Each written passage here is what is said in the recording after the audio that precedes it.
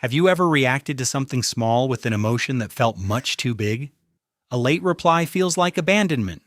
A small criticism ruins your entire day. Someone becomes slightly distant, and suddenly you are desperate to prove you are worth staying for. You know you are an adult, but in that moment, you don't feel like one. Because sometimes the person reacting isn't the adult you are today. It's the child who once learned that love could disappear without warning. That child didn't vanish when you grew older. They became your fear of rejection, your need to please, your inability to rest without guilt, and the voice that attacks you before anyone else gets the chance. Until you understand the voice, you may spend years of your adult life protecting a wound you no longer remember receiving. People call this your inner child. Not a literal child living inside you, not a formal diagnosis, but a useful way of describing the emotional memories, beliefs, and survival strategies you developed before you had adult language or power. Children cannot always understand why an adult is distant, angry, or unavailable.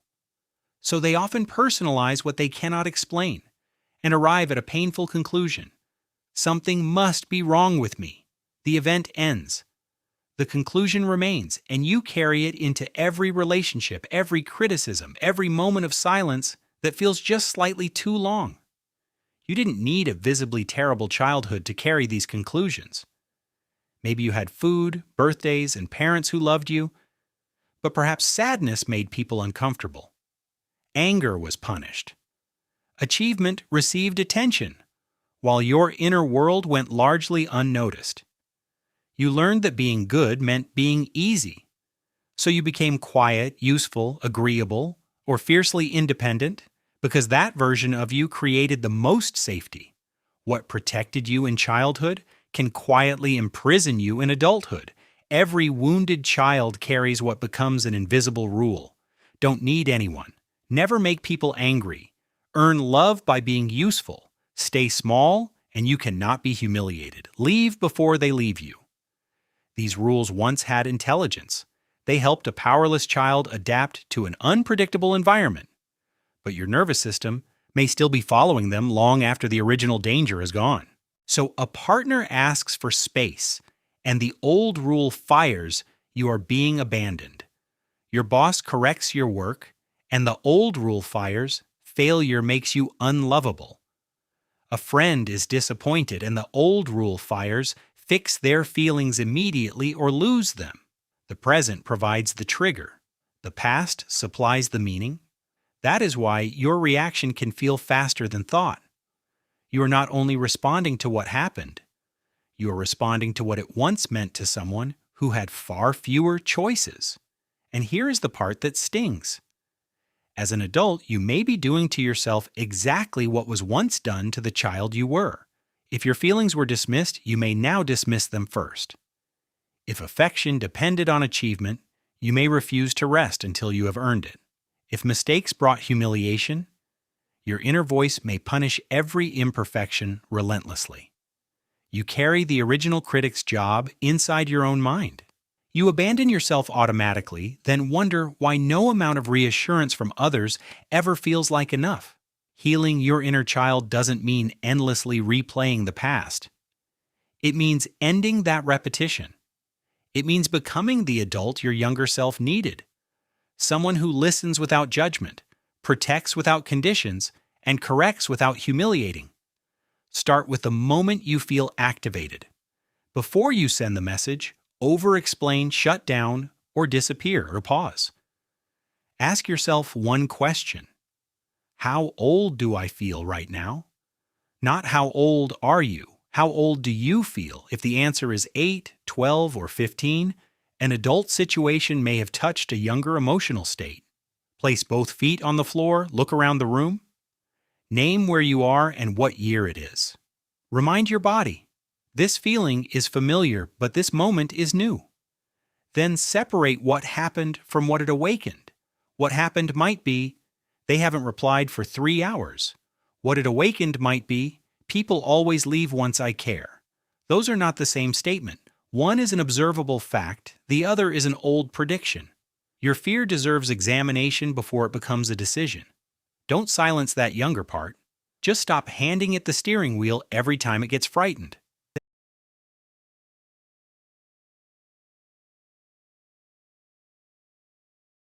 Maybe you needed protection, permission to be angry, someone to say that a mistake didn't make you bad, someone to simply sit with you and not leave. Now give yourself a version of that response. You didn't deserve to carry that alone. Your feelings were not the problem. You are allowed to disappoint someone and still be worthy of love. This may feel strange at first. If cruelty was familiar, compassion can feel less believable simply because it is less practiced. But compassion is not declaring everything you do acceptable. It is replacing cruelty with accountability. Cruelty says, you ruined everything because you are broken.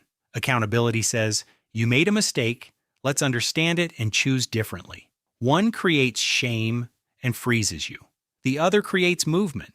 Healing also requires giving your nervous system something words alone cannot provide: evidence. Every boundary you hold is evidence that you can protect yourself now. Every honest conversation is evidence that your needs can survive being spoken. Every time you rest without earning it, you teach your system a new rule. I don't have to disappear to stay connected. Someone's disappointment is not the same as danger. Love that requires self-abandonment is not safety. Healing becomes believable through repeated lived experience, not through a single moment of insight. Be prepared for grief along the way. You may grieve the childhood you should have had, the protection that arrived too late, or who you might have become if survival had consumed less of your energy. That grief doesn't mean healing is failing. Sometimes it means you are no longer numb enough to call deprivation normal. You may also find that some relationships depended on your wound staying open. People who benefited from your lack of limits may call your healing selfish.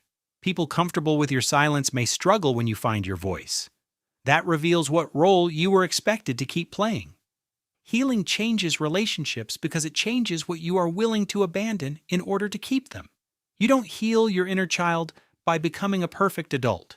You heal by noticing when the child is frightened and refusing to shame them for appearing. You say, I understand why this hurts, but we have choices now that we didn't have then.